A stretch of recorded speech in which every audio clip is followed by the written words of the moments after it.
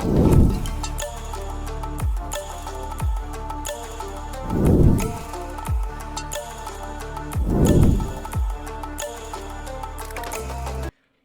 to Far East Wargaming, bringing you another Heresy Thursday. I'm Richard, your host, and once again joining me for this Heresy Thursday is Jason. Hello, everyone. Welcome back, Heresy fans. A bit to talk about this week, and I'm excited to dive right in. Yeah, this week what we're going to be looking at is the new rules for the Solar Auxilia Aethon Heavy Sentinel that they just released on Warhammer Community. Yeah, I mean, I don't want to spoil the suspense, but I'm actually a fan of this particular unit now with the rules that we're getting out. It seems to be a pretty comprehensive set of rules. It has some rules that we haven't seen before. But yeah, I mean, why don't we dive right in? Yeah, well, starting first off, this is the one we've seen from a while back. It's the first rule set we've seen for the Walkers. They did announce a lighter version as well, and we're waiting for the rules for this. But it's nice to get the rules, at least for the Heavy Sentinel here. And, well, should we start with what the article has given us? And it's their mechanized rule. Yeah, this is a new subtype, so it's kind of a weird choice. It's a new unit subtype that we haven't seen before. It's very similar in most regards to what you would see for dreadnoughts or for walkers, right? So it basically says for mechanized unit subtype, and I won't go everything, successful wounds with poison fleshbane must be re-rolled. Failed to wound rolls with armor bane can be re-rolled or must be re-rolled. Model with the mechanized subtype can shoot all weapons when making shooting attacks or reactions. Can shoot with heavy and ordnance and counts as stationary even if it moves and may declare charges as normal. It is affected by haywire detonation, which is multiple bombs and battlesmith rules as if it had the dreadnought unit type. You can't have any unit join this that's not mechanized as well. So the reason why I say this is a bit weird is most of those rules are very similar to the dreadnought unit type, but there's a few things that are missing. Like, for example, they talk about detonation and how that works with melta bombs used in combat against this. Answer, it's going to be bad for the Aethon because those are instant death weapons. It doesn't say anything about grenades. So do grenades auto-hit? Do they not auto-hit? Don't know. It's kind of a weird choice. And the reason why it's a weird choice they created this new subtype is they mention certain rules interactions in the rule itself, but they don't talk about others that could actually be affecting this as well. But because again, this is a new unit subtype, so when the original rules in the book were written, they didn't refer to mechanized unit subtypes. So this opens up potentially a lot of missed interactions or weird interactions because the subtype didn't exist before. Yep, I think you're right there. One of the things I noticed when I was looking at the mechanized rule is, though it's very similar to the Dreadnought, as you've just said, there's something missing for me that actually I think should be there. It's the fearless rule, in terms of this has a leadership value and it can flee. Yes, that's correct. And just while we're on the subject, I mean, we should just very quickly go through the stats. Movement 7, weapon skill, ballistic skill 3, which is standard for Solar Aux. Strength and toughness 6, which is very spicy. 5 wounds, initiative 3, 2 attacks, leadership 8, 2 up save, not a 3 up. Because it does have a leadership value, but does not have fearless, unless there's some other interaction that we're not aware of, this thing can flee, which is a very interesting choice. But the spicy part about this to me is that strength and toughness 6 and 5 wounds and 2 up save. This is like a Castaferum Dreadnought in that regard. It's only 70 points. This thing can be taken in squadrons, which means you could take up to 3 of these in a single squadron. And that base cost with no weapon upgrades is only 200 points for 3 of these things. And that's a lot of wounds at toughness 6 and a 2 up save to chew through. So in many ways, 3 of these are going to be more durable than a Contemptor. Slightly different, of course, in terms of toughness, no access to an invulnerable save. But 15 wounds is a lot to chew through. And if you're shooting at this, you're not shooting at other stuff. You're right. Its profile is slightly under that of the Contemptor. But the one thing I will say is that for its points value, you're right. I think it does have value there, but it's a heavy vehicle. So, well, it's a heavy cavalry. So the heavy rule means it's movement 7, its only movement. It can't run.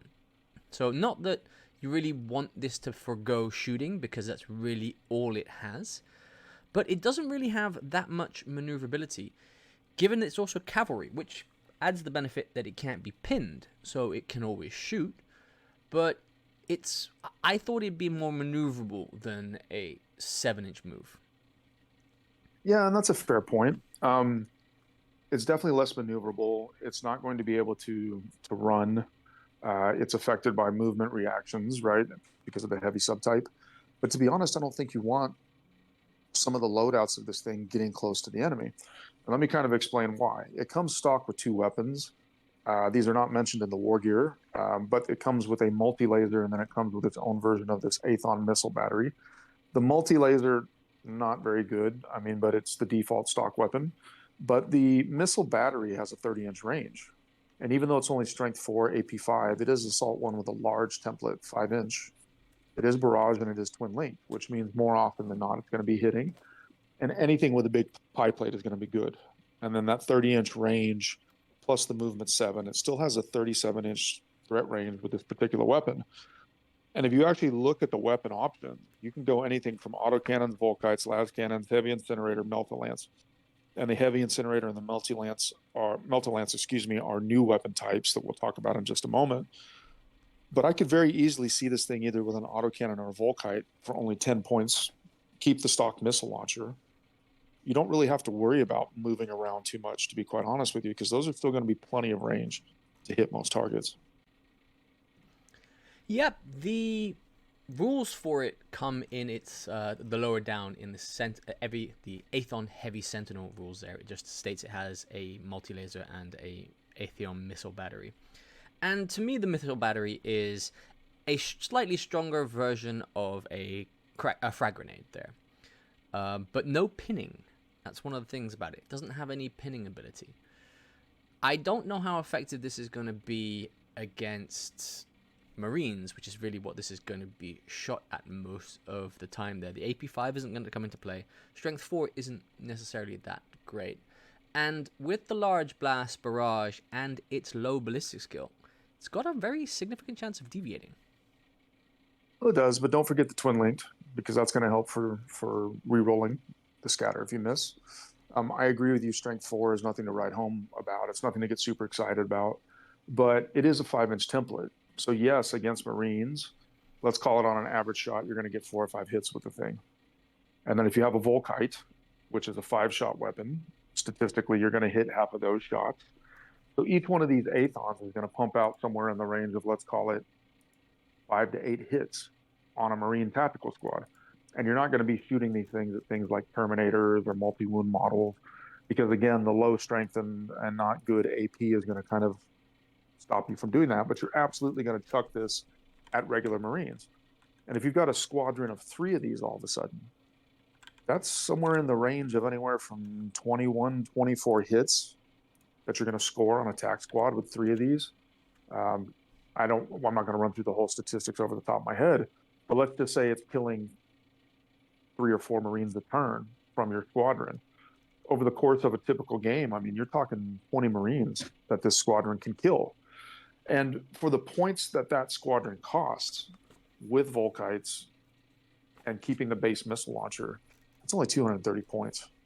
That's not bad. And it can't be ignored. It's hard to kill when you have 3 of them for the reasons that we just described. I don't think it's a bad choice. I think it's actually sneaky good. Yeah, maybe. Look, I can't really fault too much of your reasoning there. Some of the newer weapons, though, are questionable because of their shorter range.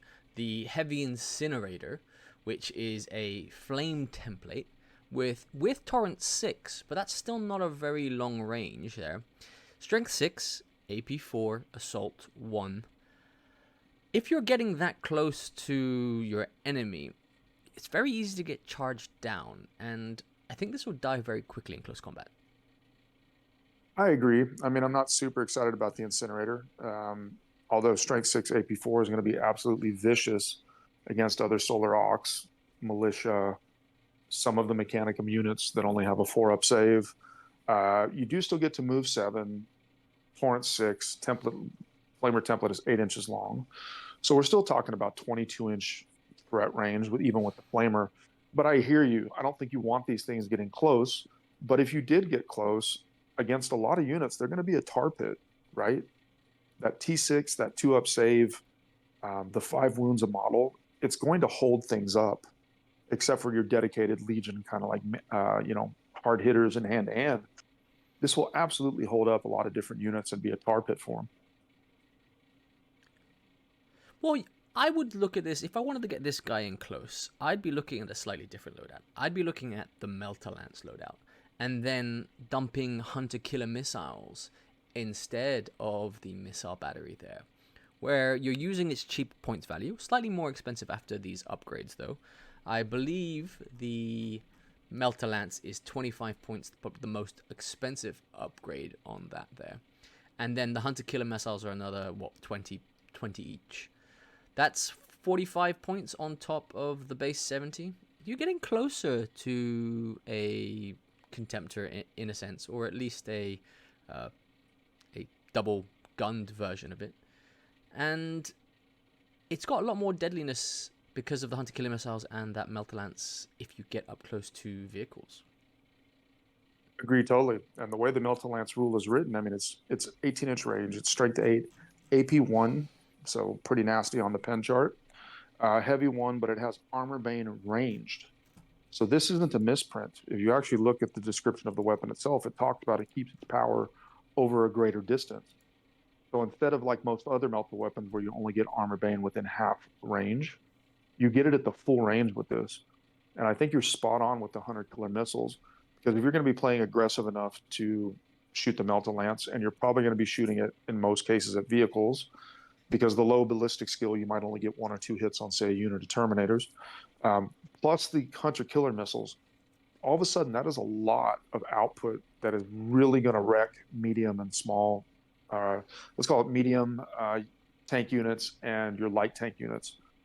It's not going to be your Land Raider killers or your Spartan killers unless you get lucky.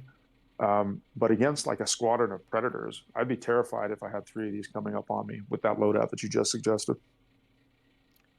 Another thing about the Armor Bane rule for the Heavy Sentinel is that I don't think it affects the Heavy Sentinel, because the way the Armor Bane rule is written is that it affects vehicles, Autonomer, and Dreadnought unit types, not this mechanized unit type.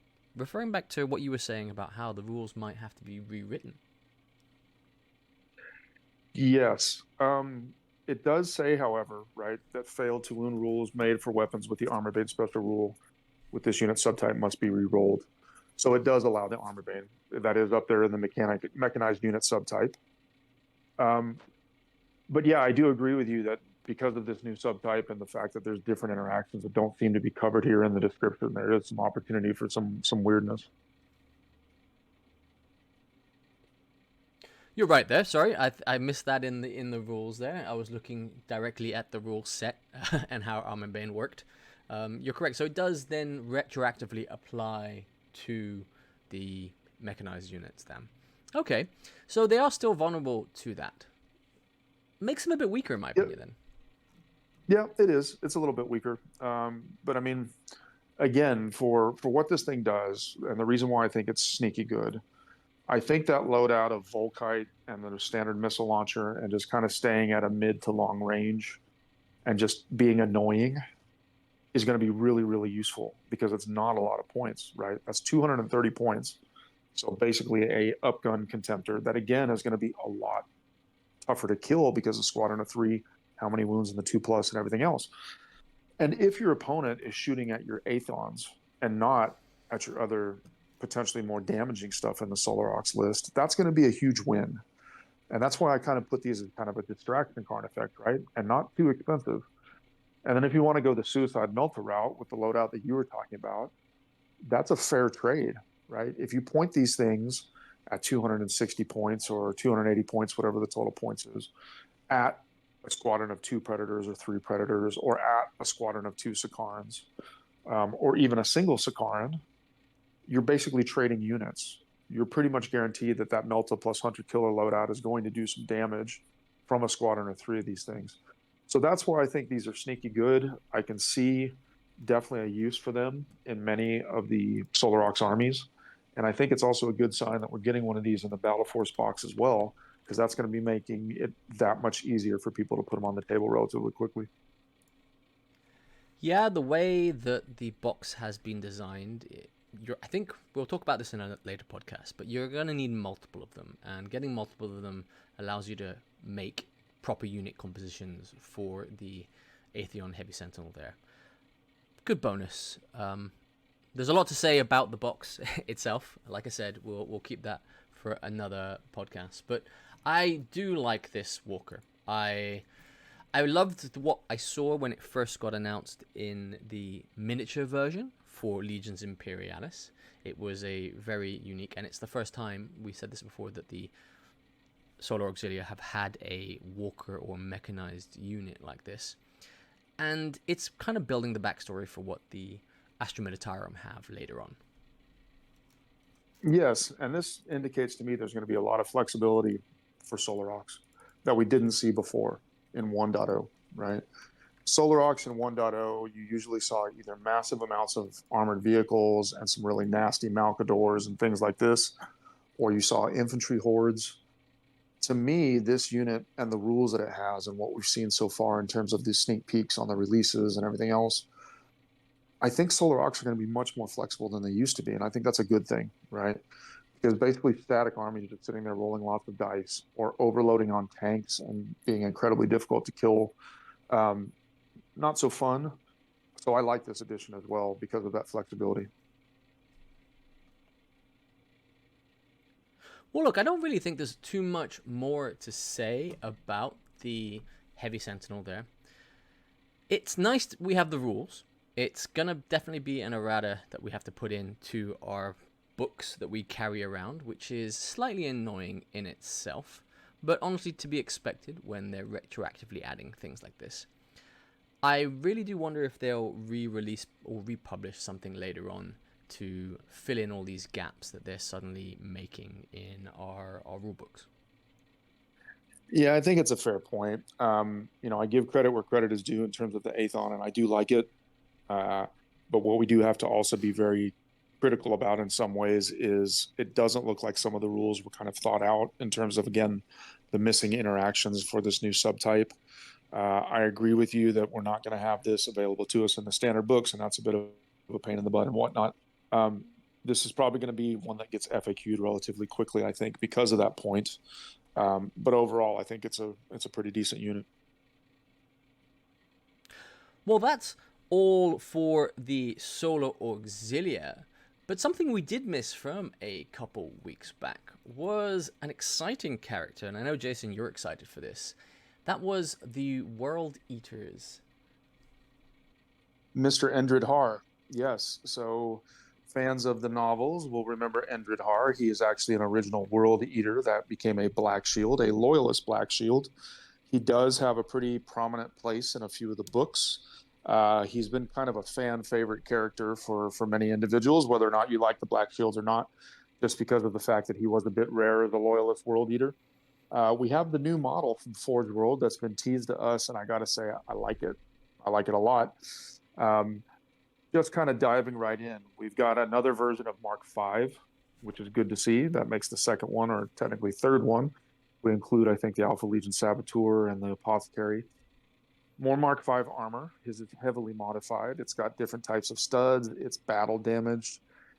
He's a big, chunky boy, which actually matches the lore. He was considered bigger than a standard Astartes.